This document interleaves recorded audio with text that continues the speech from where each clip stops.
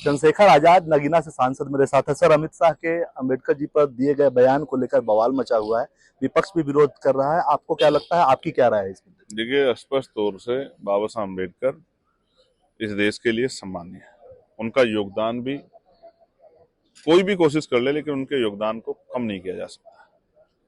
और गृह मंत्री जी का जो बयान है, जिस तरह की शब्दावली उसमें प्रयोग की गई है, वो आपत्तिजनक है। वो भले ही बाबा साहब अम्बेडकर का सम्मान ना करते हैं, उनके लिए भले ही वो भगवान ना हो, लेकिन इस देश के करोड़ों शोषितों, वंचितों, महिलाओं के लिए बाबा साहब मुक्तिदाता है। और जब आप किसी महापुरुष के लिए इस तरह के शब्दों का प्रयोग करते हैं, तो उससे वो आपत्तिजनक तो होता है, लेकिन एक आक्रोश भी होता है। वो आक्रोश आने वाले समय में सड़क से लेकर संसद तक आपको दिखाई देगा। आज संसद में आपने जय भीम के नारे सुने, विरोध सुना, और अगर जल्द इस बयान पे जो है गृह मंत्री सफाई नहीं देते, तो आपको सड़कों पे भी आक्रोश दिखाई देगा।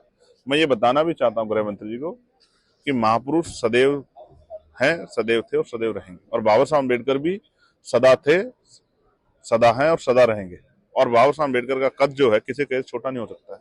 हमें ऐसे किसी स्वर्ग की जरूरत नहीं है जहां बाबा साहब अम्बेडकर की शिक्षाएं, उनके विचार ना। हम बाबा साहब अम्बेडकर का सम्मान करते हैं। और मैं आपको स्पष्ट तौर पर कहना चाहता हूं, बाबा साहब अम्बेडकर ना होते तो आज मैं यहाँ पार्लियामेंट में नहीं होता। सत्ता पक्ष ये कह रहा है कि बयान को तोड़ा मरोड़ा गया है। दिया ही क्यों है? आप ऐसा बयान देते नहीं जो आपत्तिजनक हो। देने से पहले सोचना चाहिए। वो कोई गली के नेता है, वो देश के गृह मंत्री हैं। क्या वो नहीं जानते? किसी भगवान की वजह से नहीं। आज माननीय गृह मंत्री, अगर वो गृह मंत्री हैं अमित शाह जी, तो वो बाबा साहब अम्बेडकर के संविधान की वजह से। इसी के तो 2 दिन पहले कसीदे पढ़ रहे थे। और आज क्या हुआ?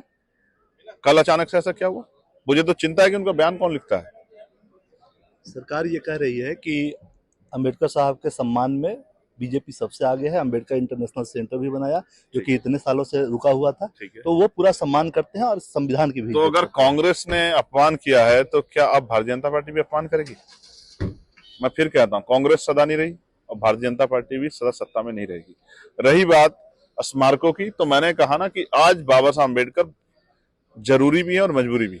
कुछ लोग मजबूरी में करते हैं, कुछ लोग जरूरत में करते हैं, लेकिन सत्यता यह है कि क्या भारतीय जनता पार्टी की सरकार बाबा साहब अम्बेडकर के विचारों पर चल रही है?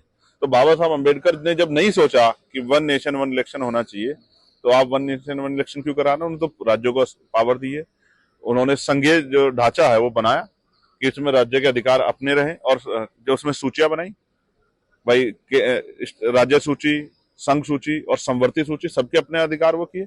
आज आप उसको जो है 1 नेशन 1 इलेक्शन का बिल लाके आप उसको वायलेशन करने का काम, संघीय ढांचे में हमला करने का काम कर रहे हैं, राज्य सरकारों की शक्ति को कमजोर करने का काम कर रहे हैं। आप देश को तानाशाही की तरफ ले जाना चाहते हैं। इसका जवाब भी तो सरकार को देना पड़ेगा। गृह मंत्री को माफी मांगना चाहिए इस बयान। देखिए, मैं फिर आपको लग रहा है कि वो गलत है। मैं ना माफी मांगने का किस्सा इस देश में बहुत पुराना चला आ रहा है। मेरा कहना यह है कि अगर आपके शब्दों से किसी को पीड़ा हुई, तो आपको अपने शब्द वापस लेने चाहिए। और मैं आपको स्पष्ट तौर पर कहना चाहता हूं, अम्बेडकरवादी ना कभी भूलते हैं ना कभी भूले हैं। वो हिस्ट्री को नहीं भूले। अगर कोई कांग्रेस ने अपमान किया तो कांग्रेस को सबक सिखाया, भाजपा के लोग आज अपमान करें तो भाजपा के लोग सबक सिखाएंगे, और आने वाले समय में वोट की चोट से सबक सिखाएंगे। मेरी बात को आप याद रखें। शुक्रिया। कुमार गौरव, न्यूज़ 24 दिल्ली।